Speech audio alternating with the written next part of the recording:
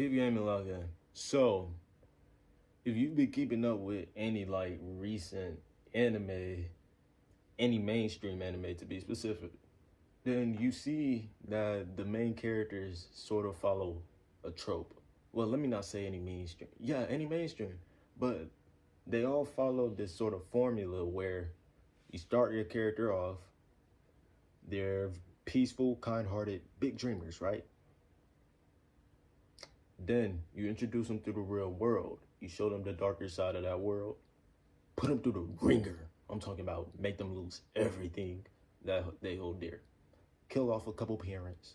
Get rid of some mentors.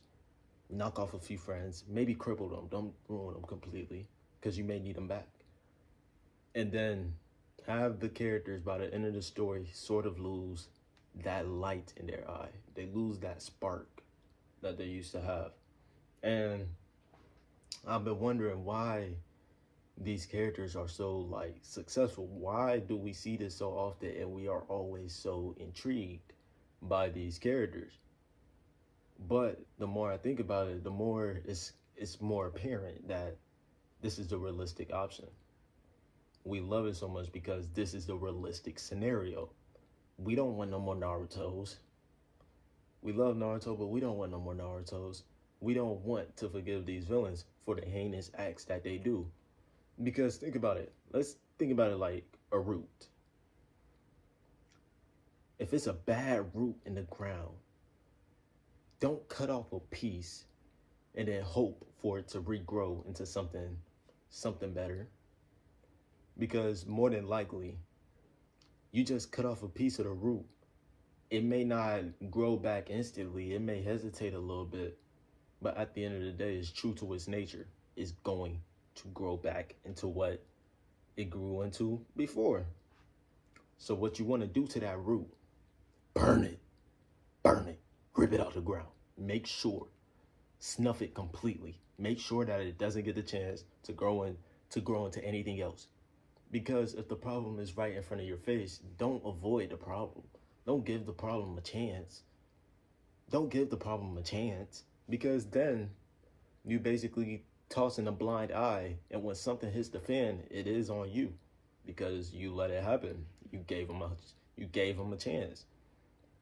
And that's what makes characters like Punisher, Eren, Che Hart from Ordeal.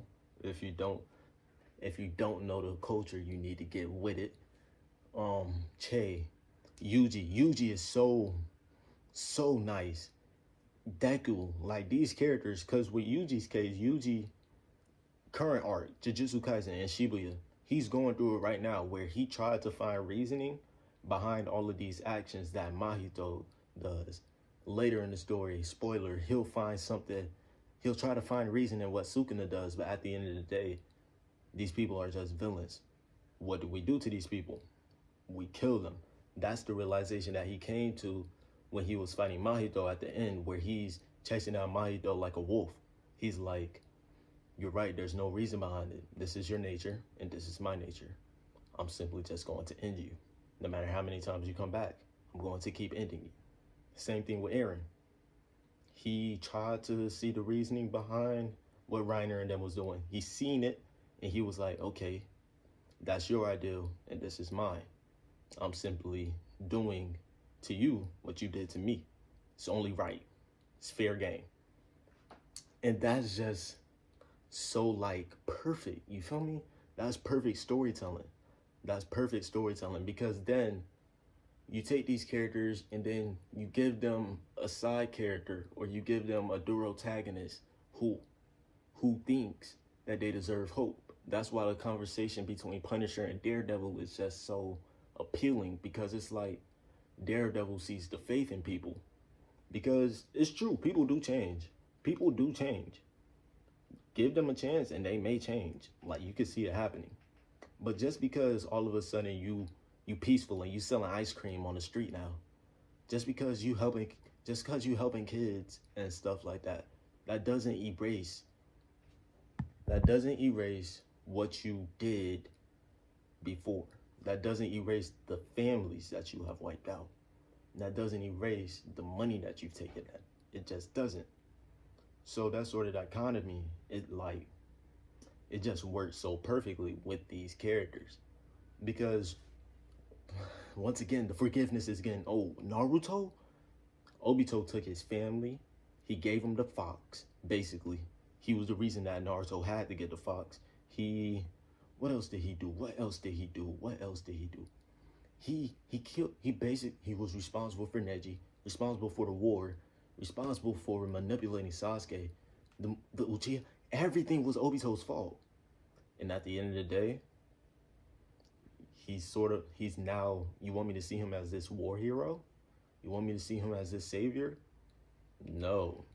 You This doesn't erase anything that you've done before. It's like, yeah, you're cool, but this doesn't erase the fact that you did what you did.